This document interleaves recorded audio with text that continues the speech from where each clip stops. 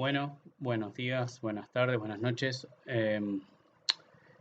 Vamos a tratar ahora en este rato, en esta clase, de abordar de la mejor manera, de manera más comprensible, el tema, lo que es la unidad 17 en el programa, que es las libertades dentro de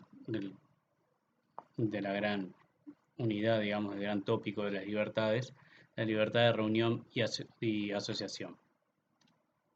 Así que bien, como un primer paneo, digamos, de acá la idea es, bueno, es una introducción, los propósitos, o sea, que vamos a buscar con la clase, cuál es la idea.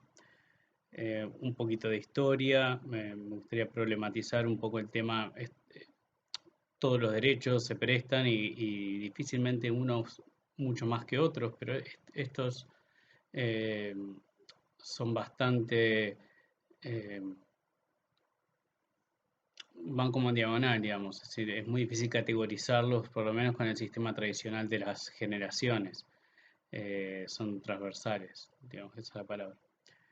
Así que bueno, vamos a problematizar un poco eso y después trabajar más en la esfera de lo que es el derecho interno, ya con la legislación positiva, ¿no? Los artículos de la Constitución. Bueno, obviamente hay que leerlos y trabajar sobre los elementos que nos dan cada una de ellas. Y el sistema universal, sin perjuicio de que acá en un punto hay que hacer una elección, ¿verdad? Está el sistema regional de protección de los derechos humanos y el sistema universal, pero entiendo que esto está más desarrollado en el sistema universal y bueno, por una cuestión de tiempo uno se va a decantar por ahí. Los materiales, eh, pues quizás para la parte histórica, todavía el primer tomo del libro de David Uriarte se puede, en lo que habla de las generaciones, porque él específicamente problematiza este punto del derecho de reunión y asociación, pero es hilar muy fino quizás a efectos de la bibliografía. Lo más importante acá es que tengan claro eh, los derechos que implican y cómo los debemos interpretar. Así que les voy a mandar, va a estar subido un texto que está preparado por organismos de Naciones Unidas, que es bastante es comprensible, sencillo. Lo que es un poco largo, o sea, es un texto de 90 páginas, pero tiene muchos diagramas, es mucho menos de 90 páginas a los efectos de lo que hay que leer. Y, y la idea es que tomen, bueno, esta clase, esta grabación, como una guía de lo que es relevante.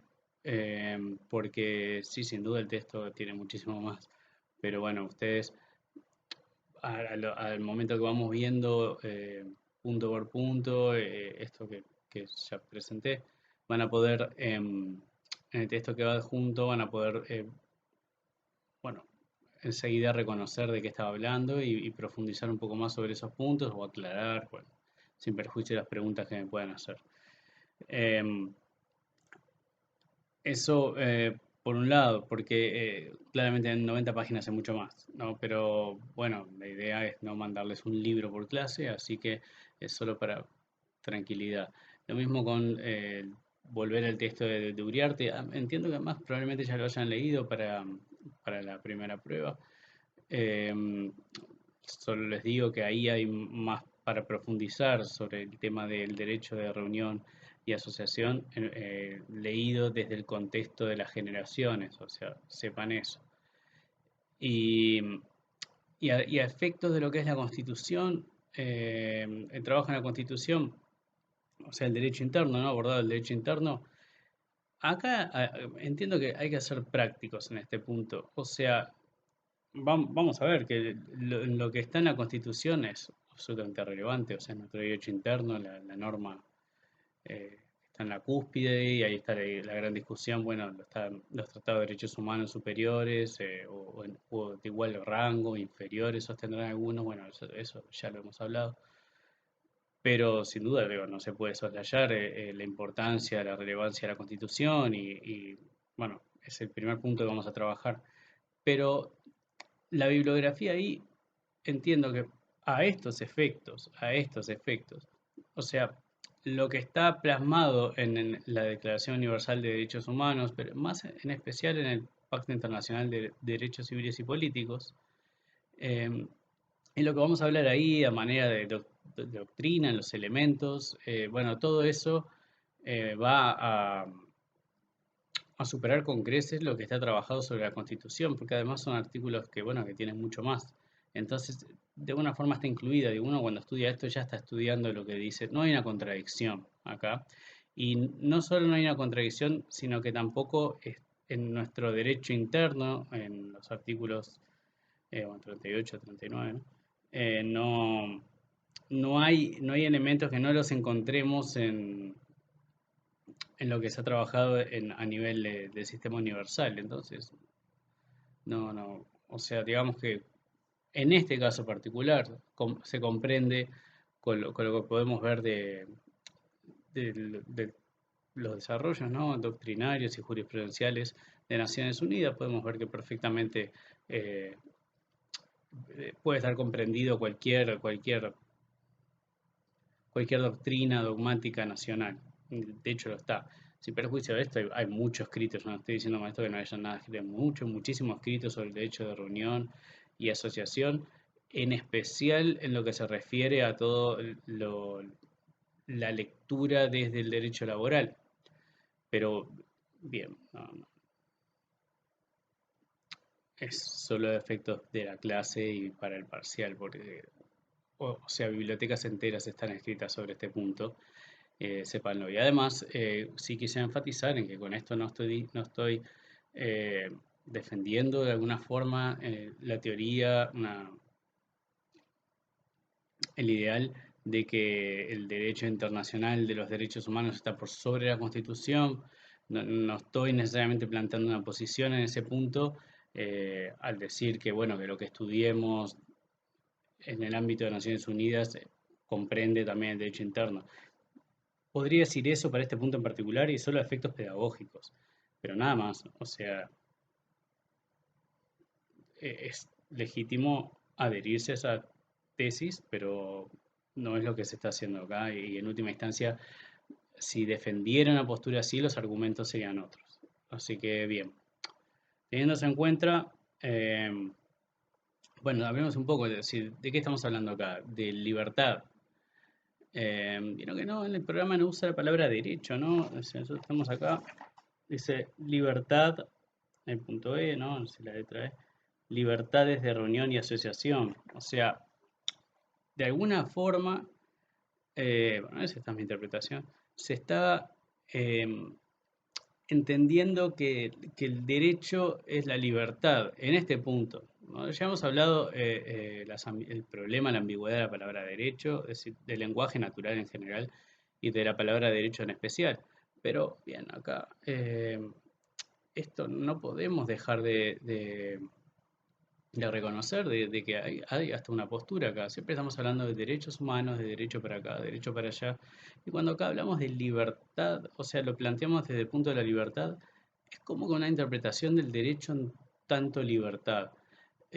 No creo ni voy a defender tampoco de que toda vez que se hable de derecho, se está hablando intrínsecamente de libertad, para nada, digo, y rápidamente uno solo tiene ejemplos, digo, si uno dice todos tenemos derecho a tener un nombre o una nacionalidad, digo, claramente del derecho ahí no significa libertad, o sea, porque yo no tengo, porque no existe la libertad de no tener un nombre o de no tener una nacionalidad.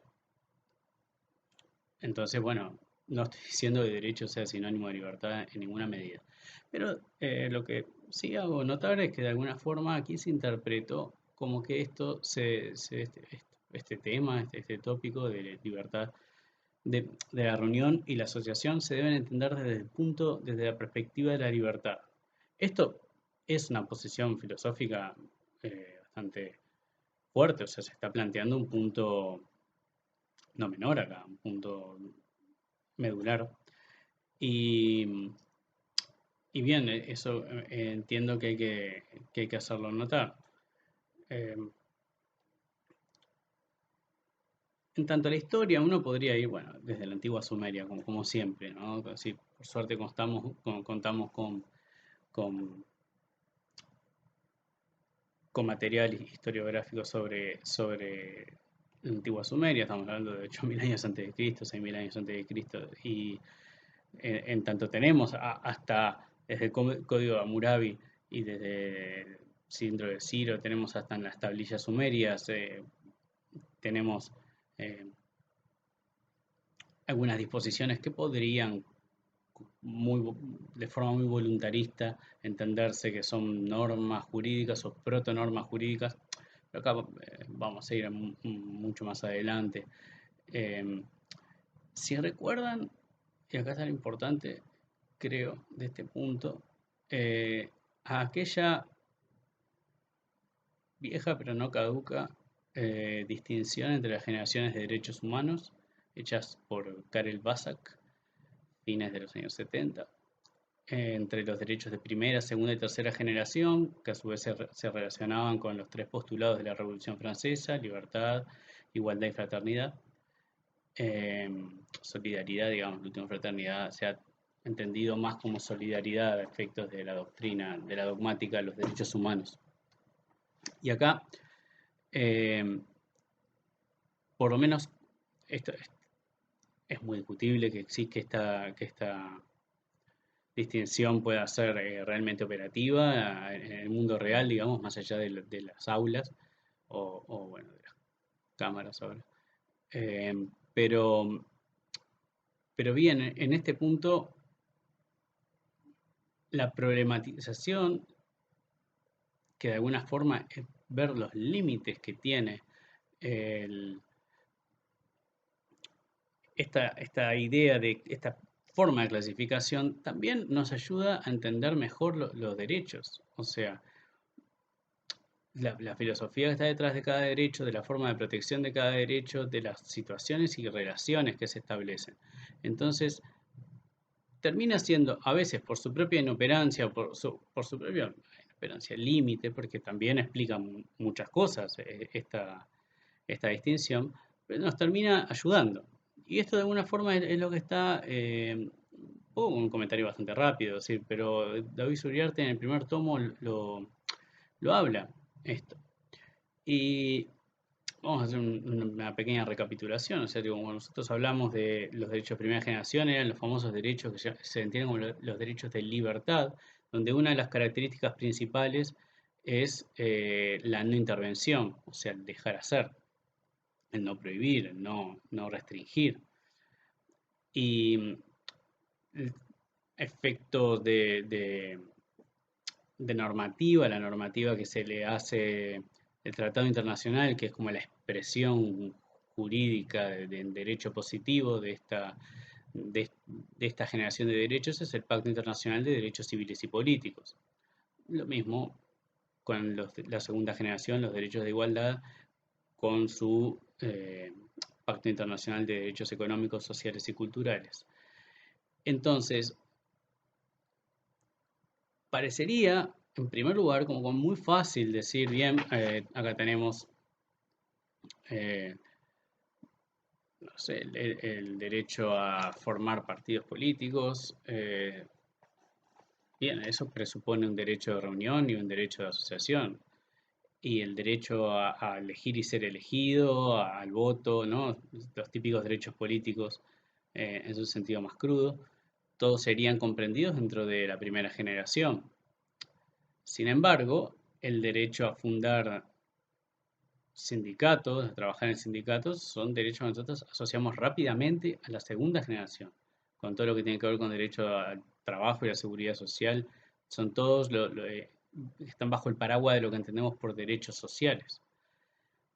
Entonces, bueno, hay un tema, o sea, ¿dónde ponemos estos derechos? O de alguna forma dependen de qué interés está detrás.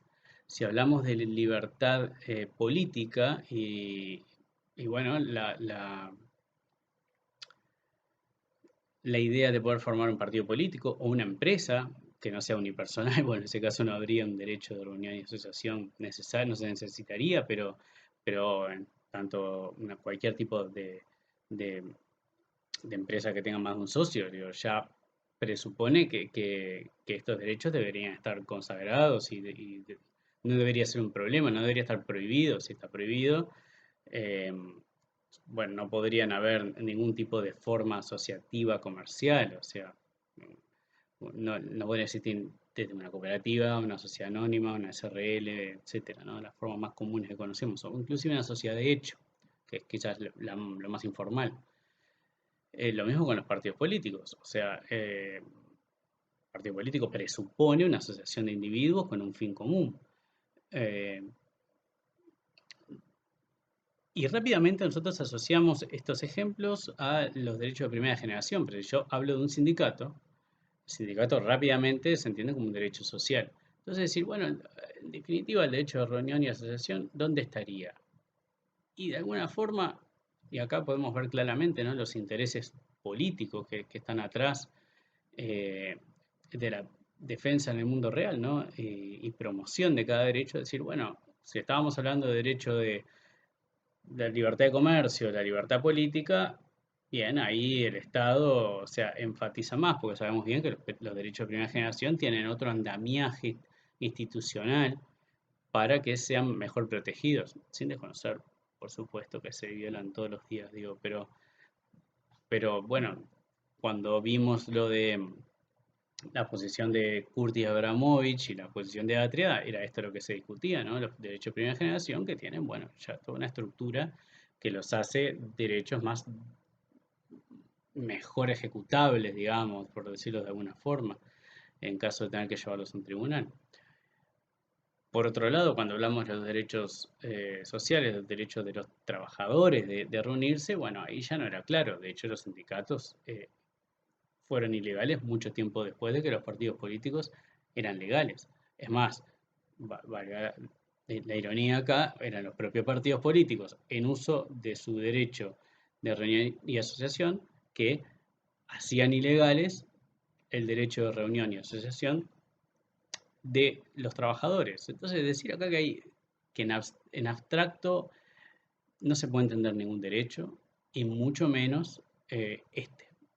¿No? Porque si el derecho de reunión y asociación lo entendemos como algo absoluto que debe cuidarse, bueno, nunca podría ser al mismo tiempo la libertad política, de formar partidos políticos, de formar empresas, estar permitida y alentada en muchas ocasiones, y los sindicatos ser totalmente ilegales. Bueno, estas son cosas para reflexionar, digamos, ¿no?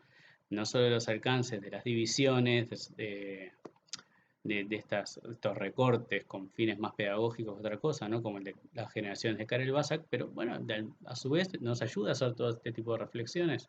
Así que bueno, eh, creo que es algo importante.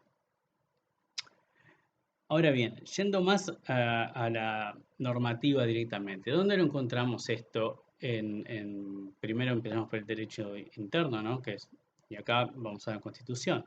Entonces, tenemos el artículo 38 y 39. 38 para el derecho de reunión y 39 para el derecho de asociación. Vamos a hacer acá, previo, y lo voy a leer, eh, una distinción que tiene que ser clave, ¿no? Donde se reunión y asociación y rápidamente la misma bolsa. Pero bueno, no es lo mismo. O sea, derecho de reunión implica más esa idea de la espontaneidad o eventualmente la espontaneidad o no, puede ser una reunión concertada, de la mayoría de las reuniones de hecho probablemente sean concertadas, pero la reunión, a diferencia de la asociación, no está pensada, por lo menos en principio, para permanecer en el tiempo.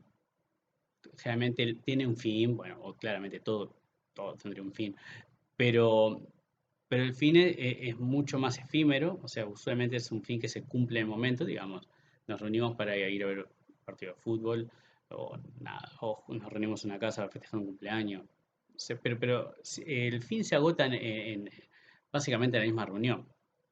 La asociación ya tiene otra noción de estructura, ya busca formarse Y bien, después aparecen estatutos y un montón de cosas, ¿no? Pero originalmente ya es una reunión con fines, o sea, con unos fines que son a más largo plazo y que ameritan otro andamiaje o otras energías, digamos.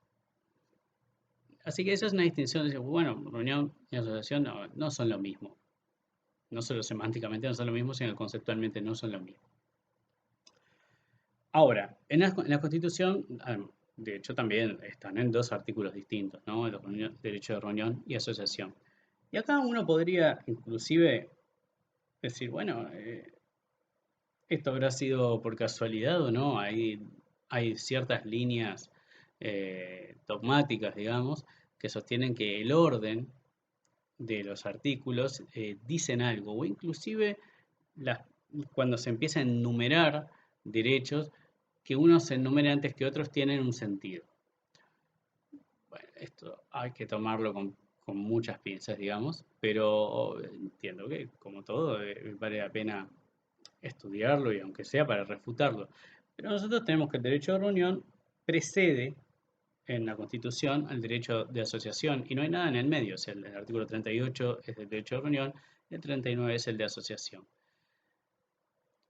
Y parece claro que para que exista un derecho de asociación, el derecho de reunión debe estar consagrado. O sea, no puede haber una asociación si antes no hubo una reunión. O sea, la asociación implica la posibilidad de reunirse. Uno está subsumido en el otro. Eh, y acá viene el absurdo. O sea, si estuviera prohibido el derecho de reunión, el derecho de asociación ni siquiera lo hablaríamos. O sea, por otra parte, consagrar el derecho de reunión y prohibir el derecho de asociación, o sea, que no exista derecho de asociación, también es algo como muy difícil de lograr en términos efectivos, ¿no? O sea, si la gente se reúne, van a tramar algo, pensando de esta forma, o sea, tarde o temprano, la asociación para fines X, o sea, va a surgir y es muy difícil de controlar, aunque con las tecnologías cada vez menos, pero en principio, en especial cuando estas normas se redactaron y esto, bueno, históricamente se pensó, era muy difícil que esto sucediera. Así que bueno, vamos de lleno a la normativa entonces. Vamos a ver qué dice el artículo 38 de la Constitución. El artículo 38 dice así: queda garantido el derecho de reunión pacífica y sin armas. El ejercicio de este derecho no podrá ser desconocido por ninguna autoridad de la República sino en virtud de una ley y solamente en cuanto se oponga a la salud, la seguridad y el orden públicos. Bueno, vamos a detenernos acá un poco antes de pasar al siguiente. También vamos a ver que varios puntos se van a repetir en el derecho internacional de los derechos humanos, del sistema universal, digamos, y bueno, entiendo que van a quedar explicados desde este lugar, ¿no? Pero bien, en principio vamos por acá. Porque hay muchos elementos en esto que parece como muy sencillo. Está garantido el derecho de reunión, pues claro, pero no cualquier reunión. O sea, la Constitución le impone ciertas particularidades a la reunión. No cualquier reunión está garantida. Tiene que ser pacífica. Por pacífica no hay gran desarrollo ese pacífico. Bueno, lo que podamos entrar como pacífico es algo que está sujeto a interpretación. Parecería que hay claramente ciertas reuniones que no son pacíficas y es muy difícil de defender que lo sean, pero hay algunas que podrían entrar en una zona gris. Queda en tintero para pensar. Dice pacífica y sin armas. Y sin armas. O sea, están los dos elementos al mismo tiempo. ¿Qué nos dice que esté esta redacción pacífica y sin armas? Que perfectamente podría ser pacífica con armas. Pensemos, esto no es una realidad que para nosotros, menos ahora, pero quizás en la época en la que se consagró este artículo, sin duda, que mucho más. Esto lo vemos mucho en Estados Unidos, se discute, está en permanente discusión. El derecho que tiene eso creo que es la segunda enmienda, que es el derecho a portar armas. es la segunda enmienda. Y ellos van a manifestaciones, los que están a favor del derecho a portar armas, el derecho constitucional, y son manifestaciones pacíficas, a veces no, pero pensemos en las que sí lo son, y ellos llevan las armas. O sea, porque es un símbolo. Probablemente muchas no estén cargadas, probablemente la mayoría no lo estén. Pero ellos las llevan y llevan sus carteles, tipo no me quiten las armas, bueno, lo que diga ahí. Ahí tendríamos una reunión que sería, pongamos que no sucede ningún incidente. Es pacífica, pero tiene armas. No las llevan para amenazar a nadie, las llevan como un símbolo de lo que están defendiendo, etc. Ahí habría un ejemplo claro, que lo pueden ver en informativo muy seguido, de reuniones pacíficas con armas. Bueno, la constitución nuestra, eso acá no se podría hacer. Nosotros acá no podemos hacer una reunión pacífica y con armas. Acá debe ser pacífica y sin armas. Eso también quiere decir que la noción de paz en este artículo es más amplia que asuntos que tengan que ver directamente con las armas. O sea, es como muy fácil entender que si vamos todos armados hasta los dientes, amenazando o apuntando, aunque no se le dispare, solo el hecho de levantar, bueno, parece muy fácil decir que esa no es una reunión pacífica. Sí, bien, pero hay otras zonas que son mucho más grises, donde no están armas incluidas y podríamos discutir si son pacíficas o no. Y eso va a quedar un poco al libre albedrío de quien tenga que decidir de quién, si es pacífico o no. Así que ya tenemos que ya en la primera oración tenemos un montón de complejidades, ¿no? Un montón de problemas de, es decir, particularidades de lo que implica la reunión y problemas a la hora de definir, o sea, qué es pacífica, qué no.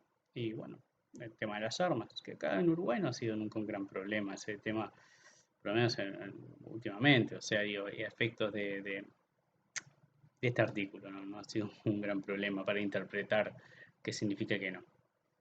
No estoy diciendo con esto que la tenencia de armas no constituya un problema o no, es muy discutible. Y, y bien, pero no estoy yendo, quiero dejar claro que ni estoy sentando en una posición, y que esto no quiere decir que no la tenga, ni estoy yendo por ese lado. Acá, bueno, estamos hablando de otra cosa, estamos hablando de hecho de reunión en este punto, y bueno, hablamos de tenencia de armas, que está en el artículo. Sigamos, después decía, el ejercicio de este derecho no podrá ser desconocido por ninguna autoridad de la República sino en virtud de una ley. ¿Recuerdan cuando hablamos de la clase de límites a los derechos humanos? Fue pregunta, de hecho, fue uno de los casos del segundo parcial ahora. Los derechos humanos se pueden limitar por ley del Parlamento. Habría una discusión si los derechos, si los decretos de las juntas departamentales con fuerza de ley en su territorio podrían hacerlo también. Bueno, hay toda una discusión ahí. Creo que está bastante soldado, pero se podría discutir inclusive. Pero siempre estamos hablando de ley. Eh, y acá lo pone a texto expreso, ¿no? Así, este derecho no puede desconocerse sino en virtud de una ley. Y solamente, vamos, tampoco una ley, por una ley, no se puede reunir nadie más, punto, ya está. Por el solo hecho de formalmente ser una ley ya basta, no. Acá dice que esta ley solamente cuando se oponga a la salud, la seguridad y el orden públicos. Por un tema de redacción, acá creo que es bastante fácil entender que es la salud pública, la seguridad pública y el orden. Porque dice, la última palabra es públicos en plural. Entonces, bueno, salud pública, seguridad pública y orden público. Este tipo de ponerse así de detallistas, si se quiere, ¿no? Con la redacción, parecería un ejercicio estéril en principio, pero es muchos casos y muy importantes se definen en base a este tipo de análisis. O sea, digo, por lo menos a quien le importa la intención del legislador o entender qué es lo que está en la ley, defender una u otra postura.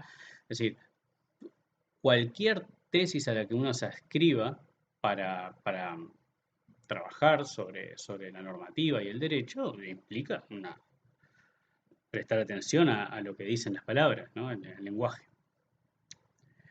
Bueno, ya acá en este punto no hay mucho para agregar que no esté ya dicho en esa clase, porque además vimos estos puntos, o sea, salud pública, seguridad y orden público, ¿no? Bueno, lo problemáticos que son a la hora de definirlos y cómo se los ha entendido en general, así que me remito a esa clase ahí.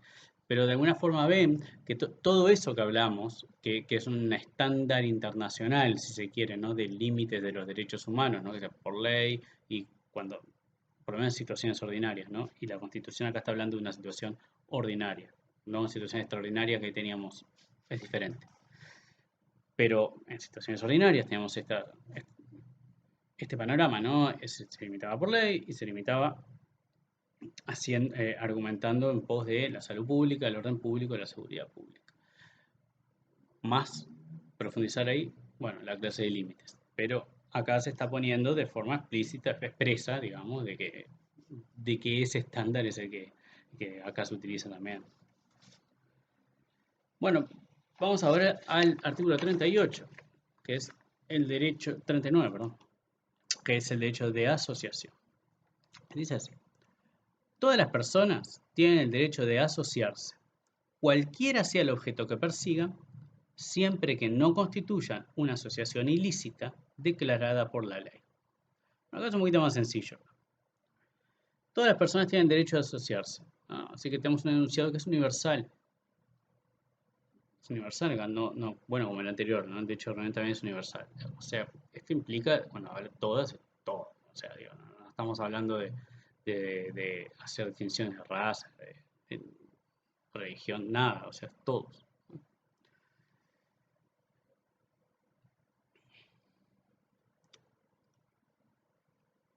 El otro punto dice es cualquiera sea el objeto que persigan. O sea, no hay, de nuevo, estamos en general, todos y para cualquier cosa. Pero hay una restricción acá, hay una excepción, dice, siempre que no constituyan una asociación ilícita declarada por la ley. Ahí hay dos anotaciones que me gustaría hacer. Bueno, no puede ser una asociación ilícita. O sea, claramente el límite que se está imponiendo acá es que, bueno, no tenemos derecho a tener una asociación de asaltante de bancos. O sea, bueno, no, porque eso es un delito. O sea, eso está en el Código Penal. Eso como un buen ejemplo, ¿no? Tiene que ser para fines lícitos, ¿no? No para lavar dinero, para contrabando, o sea, eso no es que no se pueda hacer, o sea, se puede hacer y se hace. O sea, lo que la Constitución no protege ese tipo de asociaciones, ni las promueve, ni las impulsa de ninguna forma. No la Constitución.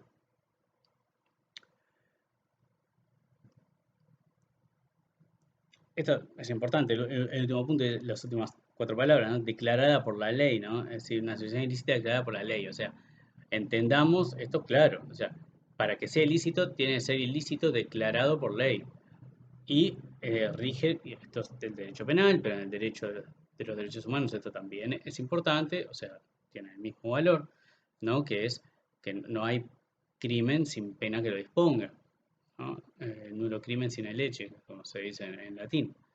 Eh, no hay pena, no hay crimen sin ley que lo disponga, ¿tá? No hay pena sin ley. Eh, o sea, esta asociación debe ser ilícita porque se va a reunir a hacer algo que ya está previamente declarado. Si se declara después ilícito, funciona desde el momento que se declaró, o sea, salió una ley, ahora nos estamos juntando a hacer algo que mañana es ilegal, bueno, desde mañana en adelante, no puede tener efectos retroactivos. Aunque se ha intentado, o sea, esto no es un punto nada pacífico, pero bueno, jurídicamente no hay muchas discusiones sobre esto, o sea, digo, algo no es crimen hasta que es considerado un crimen o delito, ¿no? Pero bueno, y acá la redacción es clara, ¿no? Declarada por ley, o sea, ya previamente declarada por la ley, tiene que previamente, o sea, las personas tienen que saber que, o quizás no lo saben, pero deberían, porque ahí tenemos que ir a lo que es esta idea de que la ley se reputa conocida, ¿no? O sea, de alguna forma, bueno, todos debemos deberíamos hablar, es algo muy, más que muy discutible, ¿verdad? Pero bien, esa es la noción que está detrás de todo esto. Bien, entonces esto es lo que está en la Constitución, o sea, el derecho interno. Esto es lo que está consagrado en el derecho interno. Vamos ahora al derecho internacional de los derechos humanos. Vamos a ver como muchas cosas las vamos a encontrar repetidas, van a estar muy, muy iguales. No tiene nada de malo que sean repetidas. Sabemos que el derecho internacional de alguna forma se hizo en gran medida, no voy a decir emulando, pero toma claramente el derecho interno. O sea, digo, no aparece de la nada.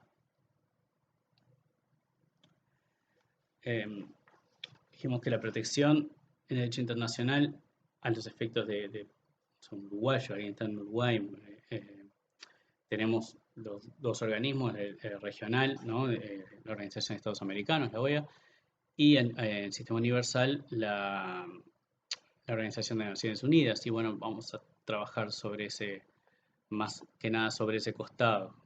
Y no con esto estoy diciendo que no exista protección a través de la OEA, ni mucho menos. Simplemente una cuestión de, bueno, puedo estar hablando 4 horas de esto. O sea, la idea es hacer clases que sean llevables, digamos, no sufribles o no tan sufribles.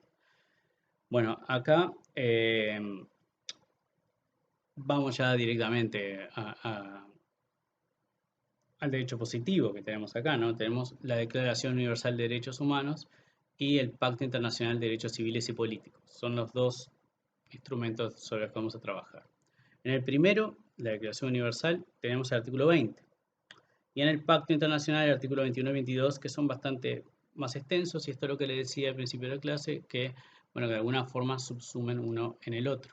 Así que esto como eh, es importante porque vamos a ver que todo lo que hemos hablado hasta ahora lo podremos repetir ahí, pero aparecerían más asuntos.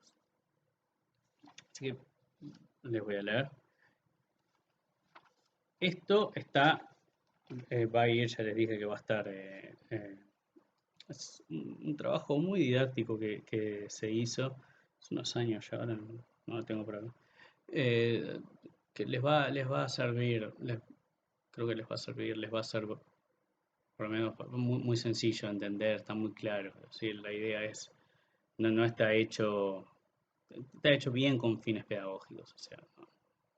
Por eso que elegí esto y por eso que en buena medida también voy a trabajar sobre el sistema universal, porque no encontré algo tan bueno que no quiere decir que no lo haya, obviamente, pero en el elaborado por la OEA, tiene excelentes materiales, pero este me pareció como el mejor. La Declaración Universal de Derechos Humanos, en 1948, dice en el artículo 20, toda persona tiene derecho a la libertad de reunión y asociación pacíficas. Nadie podrá ser obligado a pertenecer a una asociación. Bien, libertad de reunión y asociación pacíficas, como veníamos viendo, ¿no? O sea, de nuevo se hace énfasis en el carácter de lo pacífico, de eso pacíficas. Pero está bueno lo que dice después, porque esto no está en la Constitución. Dice, nadie podrá ser obligado a pertenecer a una asociación. De alguna forma un derecho es como la contraparte negativa. O sea, yo tengo la libertad de reunirme, de asociarme, pero no tengo la obligación de hacerlo. Esto también hace, de alguna forma, podemos enlazarlo a algo, de esto ya hablé al principio de la clase, pero se trabajó más profundo en otras clases, esta noción dada la ambigüedad del término derecho, de entender el derecho como una libertad, o sea, como una facultad, como una potestad, como un puedo y no está mal si lo hago, digamos, o como una obligación. O sea, cuando hablamos del nombre, claramente estamos hablando de una obligación, pero cuando hablamos de reclamar un aguinaldo que no me pagaron, estoy hablando de una potestad. O sea, yo no estoy obligado a reclamar un aguinaldo, lo puedo hacer y de hecho probablemente lo haga, pero sí estoy obligado a tener un nombre.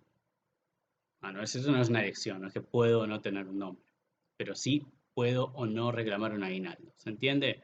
Cuando hablamos de derecho al nombre no es lo mismo que derecho al aguinaldo. ¿Bien? Eh, acá eso se hace más bien explícito, porque decimos, bueno, la libertad de reunión y asociación, tengo libertad de reunión y acá la libertad claramente es, y la palabra es clara en este punto, entiendo. O sea, permite reunirse y asociarse sin problema, pero esta libertad no puede ser de ninguna forma entendida el derecho de reunir y asociación como una obligación, y lo pone expreso, ¿no? Porque si nadie puede ser obligado a pertenecer a una asociación, lo está poniendo expreso. ¿Y por qué dice pertenecer a una asociación? Podría decir también, nadie podrá ser obligado a reunirse y asociarse. Porque la reunión, o sea, ¿cómo se obliga a reunirse? ¿Con qué efecto? O sea, ¿con qué criterio uno obligaría a reunirse a alguien? O sea, a la fuerza. Uno, o sea, uno imagina un escenario donde se aplique el derecho de reunión a la fuerza, es si se va, o sea, se utiliza algún tipo de poder estatal, o si es una violación de derechos humanos por parte del Estado, esto ya está más que visto en las primeras clases, ¿no? Y estamos acá en el sistema universal, o sea, Naciones Unidas, derechos humanos. Eh, no sé, el Estado apresando un montón de gente poniéndolas todas juntas, y ahí habría un derecho es decir, los obligarían a reunirse a la fuerza. Es un escenario de eso que es como muy en ese caso, no es que eso no suceda, sí, habrá sucedido y sigue sucediendo desgraciadamente, pero eso ya está tutelado, o sea, eso ya está prohibido desde otro lugar, no acá. Pero sí existen en muchos lugares en el mundo, en el 1948 y hoy también, donde se obliga a las personas a pertenecer a tal o cual asociación política o sindical, etcétera, etcétera. Entonces, y no solo esas, pero esas en especial. Entonces, bien, acá está haciendo referencia al artículo más que nada a esas situaciones, como que eso es lo que trata de enfatiza sobre eso y trata de, bueno, desmotivar esa práctica.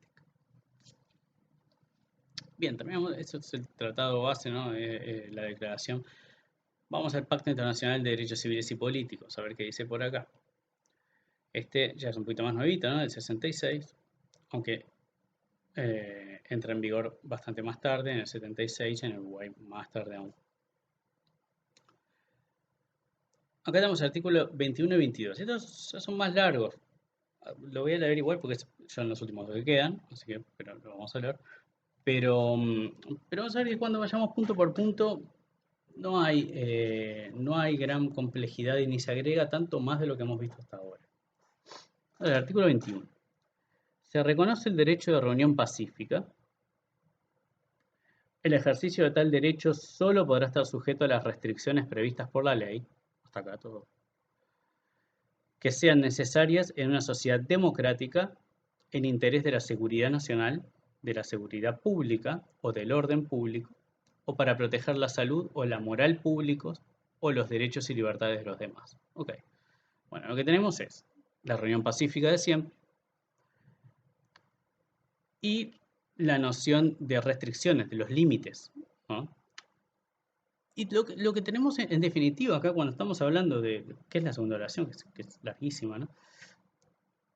Es lo mismo que hemos venido viendo, o sea, el límite, las dos particularidades, por ley, ¿no? Es eso, por eso, restricciones previstas por la ley, y de nuevo, no es una ley arbitraria ni no fundada en nada, es una ley que a su vez, bueno, tenga que estar fundada en determinadas, tienen que haber determinados argumentos que no pueden ser cualquier argumento, y acá sí pone, lo hace más amplio, o sea, de alguna forma es más permisiva la, la, el Pacto Internacional de Derechos Civiles y Políticos es la Constitución. Bueno, nosotros nos decían, bueno, es la salud, la seguridad y el orden público. Si bien es cierto, dentro del orden público cualquier cosa podría entrar. Pero acá es, de nuevo, lo mismo, ¿no? Acá, o sea, la seguridad pública o el orden público, acá interesante, pues la seguridad pública y el orden público los hace casi sinónimos. La seguridad nacional la deja aparte. Entiendo que de alguna forma acá se está refiriendo la seguridad en el sentido del ataque exterior y la seguridad pública o el orden público como la conmoción interior. Es eso que habíamos visto en los límites en las situaciones extraordinarias, en los límites de los derechos humanos en nuestro país, acá podría tener una interpretación, ¿verdad? Seguridad nacional por un lado y seguridad pública, orden público por otro. Después, la salud o la moral pública, o sea, la salud y la moral pública las ponen medio también en la misma caja, aunque acá está separada, o sea, no está tan, no parecen que vinieran tan de la mano como seguridad pública o orden público, ¿no? Pero de nuevo, son los mismos, o sea, orden público, moral pública, vienen también muy de la mano. Por dentro del orden público ya habíamos visto que entran muchas cosas. Eh, y la salud, o sea, son básicamente los mismos elementos. Está este punto también en una sociedad democrática, ¿no? O sea, cuando tiene que ver cosas que tengan que ver con las elecciones, con el sistema electoral, con el sistema democrático, ahí ya eso podría, ¿tá? De nuevo es muy amplio esto también, pero acá está nombrado, no está nombrado en la Constitución ni en la Declaración tampoco. Y después ya, los derechos y libertades de los demás, donde acá ya realmente se complica el panorama. O sea, la asociación va a tener este límite. Acá en ningún momento habla de nada ilícito, pero, pero pone que bueno, los derechos y libertades de los demás no pueden ser vulnerados para proteger el derecho de asociación. Y esto, pues, claro, genera un montón de conflictos, ¿verdad? En especial si uno lo piensa en el campo del derecho laboral. O sea, porque en última instancia, a ver, toda la noción de huelga, que es una de las herramientas, es la herramienta que tiene un sindicato para conseguir sus fines, la huelga necesita poder hacer daño, o sea, por definición. Entonces, bueno, acá de alguna medida las argumentaciones en contra de la huelga o de determinados tipos de huelga descansan en este tipo de redacciones, ¿no? Bueno, se pueden asociar, pero no pueden mis derechos y mis libertades. Y si yo tengo el derecho a la propiedad de mi local comercial, bueno, no debería. ¿No? O sea, los conflictos, ese tipo de conflictos que nosotros vemos y conocemos tan terrenales, digamos, tienen un trasfondo en la normativa, en un contexto mucho más abstracto. Vamos a ver el artículo 22, que este sí es largo, que tiene 3 numerales. Primer numeral. Toda persona tiene derecho a asociarse libremente con otras, incluso a fundar sindicatos y afiliarse a ellos para la protección de sus intereses. Vamos a leer numeral y explicación. O sea, acá se está particularizando. Y se está particularizando, dice, toda persona asociarse libremente con otras e incluso a fundar sindicatos y afiliarse a ellos. Yo diría, bueno, está como, sería obvio. Bueno, obviamente no era tan obvio en estos momentos, cuando se consagra esto, porque dice, sería raro que dijera incluso a fundar un partido político. Bueno, es como obvio que es un partido político que estamos hablando. Pero lo decimos con los sindicatos, y eso es un tema histórico que tiene que ver con lo que hablamos al principio de la clase, ¿no? Bueno, que quede claro que los sindicatos están comprendidos acá. Y de alguna forma es eso lo que se trata de transmitir en el primer número. O sea, no fundarlos y asociarse a ellos. Numeral 2, acá este es el más largo. El ejercicio de tal derecho solo podrá estar sujeto a las restricciones previstas por la ley que sean necesarias en una sociedad democrática, el interés de la seguridad nacional, de la seguridad pública o del orden público, o para proteger la salud o moral públicas o los derechos y libertades de los demás. De alguna forma, todo lo que, la misma redacción que el artículo 21. O sea, igual, igual. Pero la segunda oración dice, el presente artículo no impedirá la imposición de restricciones legales al ejercicio de tal derecho cuando se trate de miembros de las Fuerzas Armadas y de la Policía. Eh, gran, gran excepción tenemos acá. O sea, repite la redacción del artículo 21, libertad, asociarse, todo, bueno, con la restricción de la ley en estas causales, pero además las Fuerzas Armadas y la Policía, aun cuando no pongan en peligro todo lo anterior, igual se las puede restringir. De alguna forma se está entendiendo que el derecho de sindicalizarse de la policía, de Fuerzas Armadas, más que de sindicalizarse, es la huelga, ¿no? Es el gran miedo, si se quiere, ¿no? De la acción sindical. La acción sindical básicamente es la huelga y el convenio colectivo. Eh, Eso pondría en gran medida en peligro casi todo lo anterior, ¿no? La salud, la seguridad pública, el orden público, todo. Entonces es por eso que se ha entendido de que puede, puede, no es que debe, puede el Estado, por ley, restringir el derecho de asociación en estos dos casos, que las Fuerzas Armadas y la policía. Y esto se ve bueno, los convenios de la OIT, se ve en otros artículos en el panorama internacional. O sea, esto no es algo que aparece solo acá y desaparece. Hay toda una doctrina que defiende la restricción para estos dos grupos en particular, ¿no? Policía y Fuerzas Armadas. Tercer punto. Ninguna disposición de este artículo lo autoriza a los Estados partes en el convenio de la Organización Internacional del Trabajo de 1948, lo que te decía, relativo a la libertad sindical y a la protección del derecho de sindicación, a adoptar medidas legislativas que puedan menoscabar las garantías previstas en él, ni aplicar la ley de tal manera que pueda menoscabar esas garantías. O sea, lo que se quiere decir acá, y el numeral tercero deja bien en claro, es que la lectura, utilización de lo que acá se consagra, de ninguna forma puede eh, utilizarse para lo que se ha conseguido a través de la OIT, del convenio de OIT de 1948, que es relativo a la libertad sindical, que no se puede utilizar para ir para atrás, digamos, hablando pronto y mal, en los logros que se han dado en el derecho a la sindicalización en los países en los que se han suscrito a este convenio, que es además de los más importantes que existen, ¿no? Ahora no recuerdo el nombre, creo que es el 98 o el 87, uno de los dos.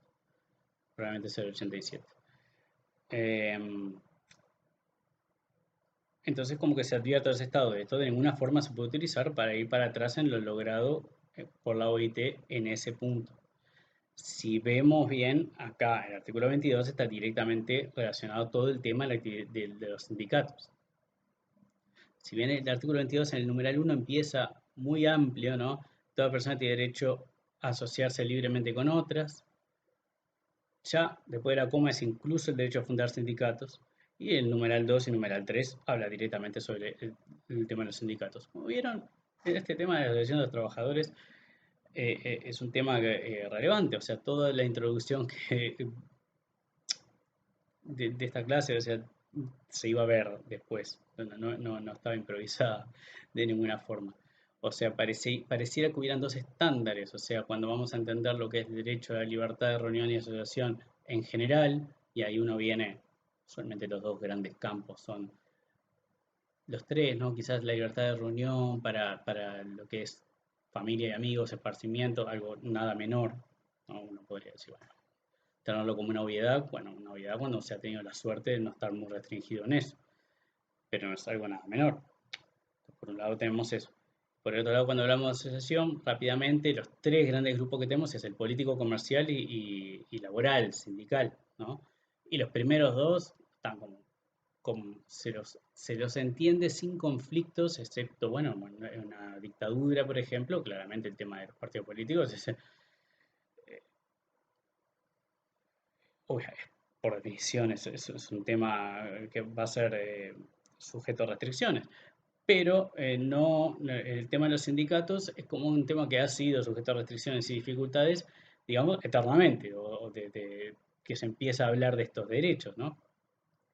Y esto, a ver, varía mucho de país a país y de tiempo en tiempo. Y por suerte, y hace mucho tiempo no se puede decir eso en nuestro país, que además tiene leyes específicas para todo, para tutelar la libertad sindical, la ley de libertad sindical, por ejemplo. Pero, bueno, hablando en general y en lo que es el derecho internacional, se hace énfasis en el tema de la actividad sindical cuando se habla de derecho de reunión y asociación. Y no se hace ese mismo énfasis con el tema de los partidos políticos, y menos con el tema de la libertad de comercio. Con esto no estoy diciendo que no existan problemas, porque los hay y muchos en esas dos áreas, en lo que tiene que ver con la libertad. Pero, bien, la historia dice que las grandes represiones armadas directamente, ¿no? Han venido mucho más hacia los sindicatos que hacia los otros dos grupos de actividad, ¿no? Pero bueno, ninguno se la ha llevado eh, gratis de alguna forma. Bien, los caracteres de cómo, qué vamos a entender, o sea, ejemplificación, todo eso lo van a tener en este material que se les va a estar enviando, que va a estar en la plataforma. Eh, sí, no vale la pena mucho ir en esto. Además, recordemos que eh, no son derechos taxativos y esto ha tenido se ha hecho a propósito. Me refiero a taxativos en el sentido de derecho de reunión implica y enumerar una lista de reuniones. Primero sería algo bastante engorroso y que habría que actualizar permanentemente. Y además hasta peligroso, porque cualquier cosa que no entre ahí estaríamos en problemas, digamos, ¿no? De esta forma no, o sea, se establece, bueno, ¿no? Es la norma y la excepción serían, bueno, aquellos que, bien, lo ilegal y, bueno, todas las restricciones de orden público, etcétera, que vimos. Así que bien, en principio estaremos terminando. Decirles también que en lo que es que siempre se aplican por defecto, ¿no? O sea, aquellas obligaciones de los estados de proteger, promover, bueno, etcétera, ¿no? Las que hemos visto hasta ahora, esos siempre están presentes. Entonces, la idea siempre es que el Estado promueva estas actividades, siempre yendo al ejemplo de la actividad sindical, porque quizás es la más, al haber sido históricamente la más conflictiva, es la que también mejores ejemplos da, ¿no? O sea, cuando se dice, bueno, la libertad, vamos a ver un ejemplo, ¿no? Dice, bueno, libertad de asociación y a los sindicatos, y nada, queda así. Bueno, pero si cada vez que alguien se va a fundar un sindicato, el empleador los echa sin ningún tipo de, o sea, y no tiene ninguna protección legal el trabajador, bueno, ahí, ¿para qué? O sea, ¿dónde está la verdadera, nada, no sé, la verdadera protección? Bueno, o sea, y el Estado ahí debería tomar cartas en el asunto y tratar de desmotivar estas prácticas, ya sea con despidos especiales, bueno, vas a echar a un dirigente sindical, bueno, pagale 10 veces, poner un ejemplo, ¿no? O impidiendo el despido o reinsertando al trabajador una vez que fue despedido, si es por razones sindicales, claro, ¿no? Que es lo que ocurre en nuestro país. Así que bueno, eso se tiene en cuenta. Por último, en el caso del sistema internacional, el órgano vigilante, digamos, ¿no? que vigila, al cual se le presentan las denuncias, es el Comité de Derechos Humanos, ¿no? que tiene su sede en Ginebra, en Suiza. Pero no es el único, porque va a depender, este es como el general y el que más, probablemente más se denuncie, pero no es el único, porque están, bueno, los varios comités que trabajan sobre temas de género, temas de niñez y adolescencia, bueno, bien, depende del tipo de reunión y asociación, podría eventualmente irse a otro, pero por defecto es el Comité de Derechos Humanos, ¿no? El que entiende sobre este tipo de derechos y cómo se procede en caso de que haya una violación o que se atente al mismo. Así que bueno, estaríamos terminando con esto. Tuvimos la introducción del derecho interno y el sistema universal. Y bien, cada altura del año uno ya no los quiere cargar como mucho más. El material va a estar en la plataforma. Las preguntas siempre sean bienvenidas para, obviamente, cualquier cosa que pueda quedar en el tintero y cualquier duda que pueda surgir. Bien, pues escribir. Así que bien, espero que se haya entendido y bueno, con esto estaremos terminando clase de libertad de reunión y asociación en el contexto de los derechos humanos. Muchas gracias.